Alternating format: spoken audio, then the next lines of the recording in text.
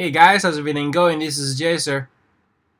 Today let's continue our journey to the CSS reference from MDM. In this video I'm going to take a look at the backface visibility. It's actually one of the several CSS properties about three-dimensional space in CSS. Let's jump straight to the demo to see what is going on. Okay, I'm sorry, this is not it. Not saving it.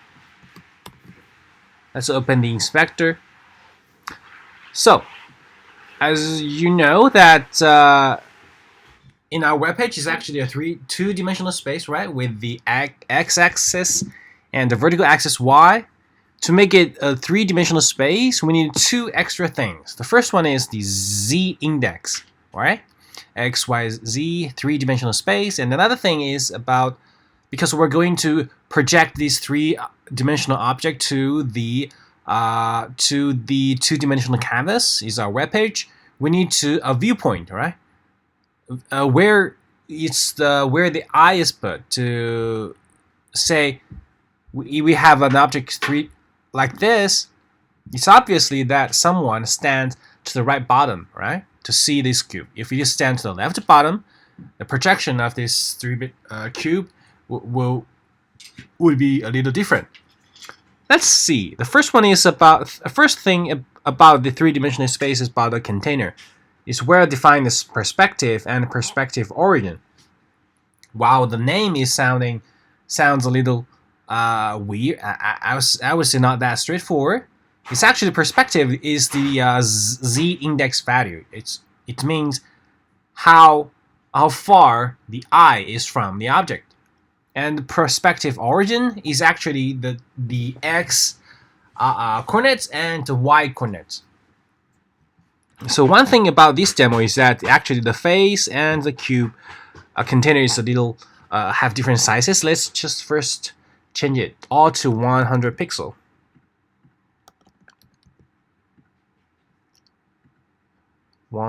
Okay, 100 pixel. Great.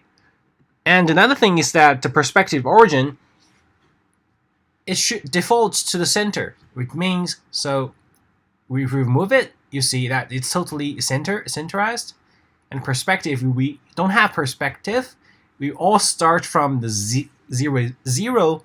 It means all the cube will be flattened to the one, just nothing. There's no depth, right?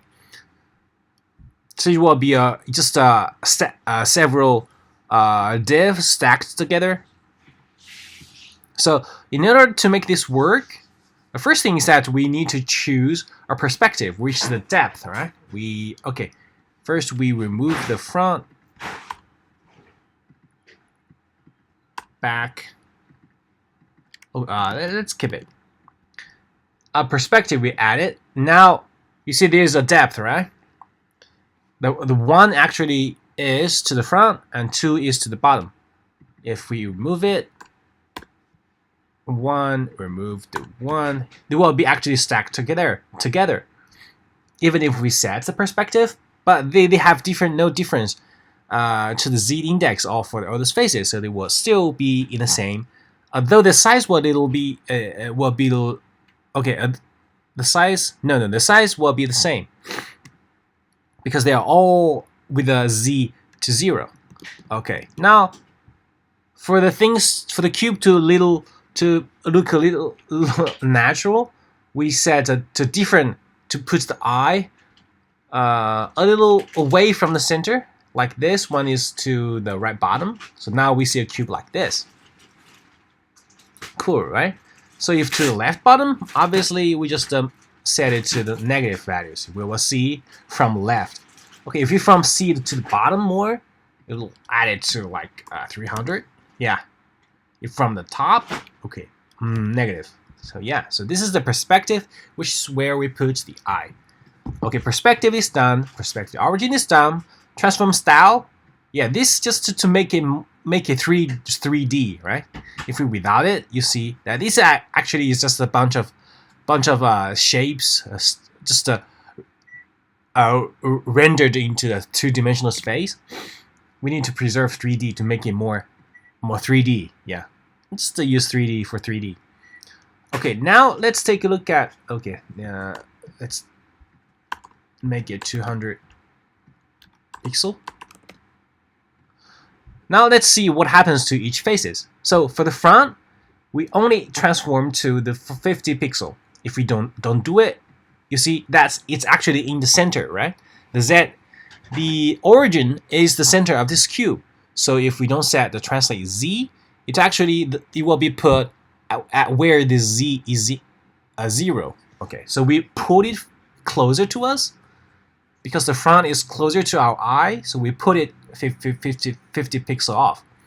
So for the back, if no transform, it's placed into the center.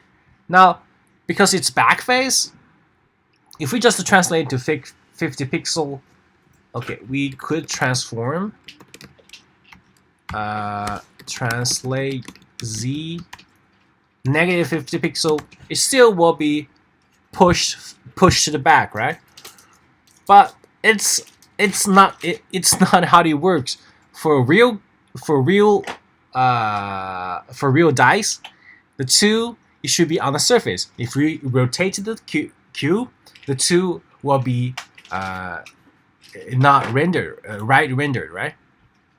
So we need actually to rotate the 2 surface. So this is why we rotate it first with 180 degrees. Okay, let's first remove the translate. We first remove it. Now, you see, this is where it should be. Now, it was original position for this one. Now we rotate it, and then we not only rotated it, but we pushed it back. But since we already rotated, the coordinates actually is reversed. The z index now not pointing closer to us, but pointing away from us. So actually, it's still translated 50 pixels. So we push it away. Now the third one, it's the same. Default is the center. Now we need to rotate it, right? So rotate it. Actually, I think it should be. Yeah, it says it's 90 degrees. If we rotate it to 180 degrees, it will be surface 2. So okay, we rotate 90 degrees, and then we put it to the right. Now it should be the z index is pointing right. So yeah, translate 50 pixel. Fourth, it's the same. We just need to rotate it negative 90 degrees. If we without it, it will be something like this. It's not the right dice. So okay, we do it like this. For 5, it's the same. Okay, we rotate X and rotate X for 6. So it's done. So to sum it up, it's very simple actually. We first define the container, and with the perspective origin is set, and the transform style.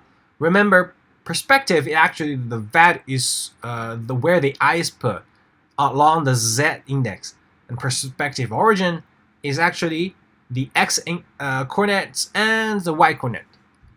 So if this is what we got, and the first face actually has the background of opacity.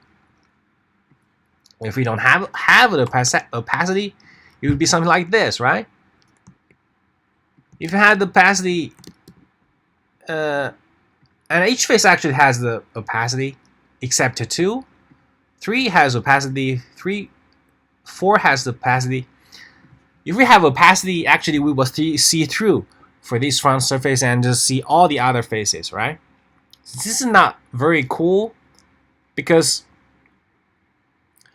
in a real dice we shouldn't see the 2, right? And 4 and 5 area because there's no light on them. So this is where the back face visibility is on. If we turn the 4, take it to hidden. Okay, this is for all, right? Okay, the 4th, let's change it to here. You see, now 4th, we cannot see them.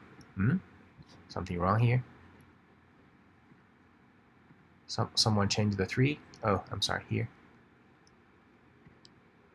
Yeah, now we couldn't see them. If we rotate, okay, the same works for the 2.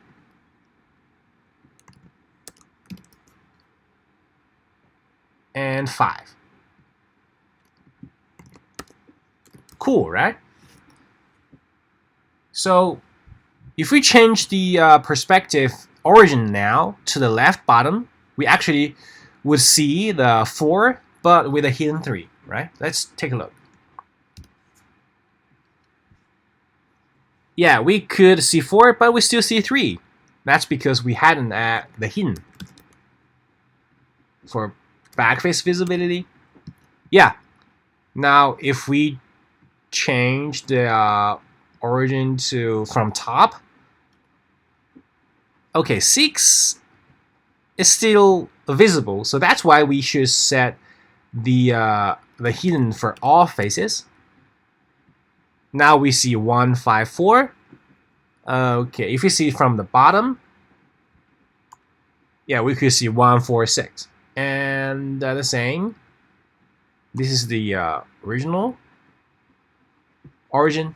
Yeah, looks okay. If we change the perspective a little larger, actually the cube will be a little smaller for us, right? If we take very far away, we take too far away, the angle doesn't matter anymore, right? We need actually to like very big. Still not very. Okay, it's not very enough.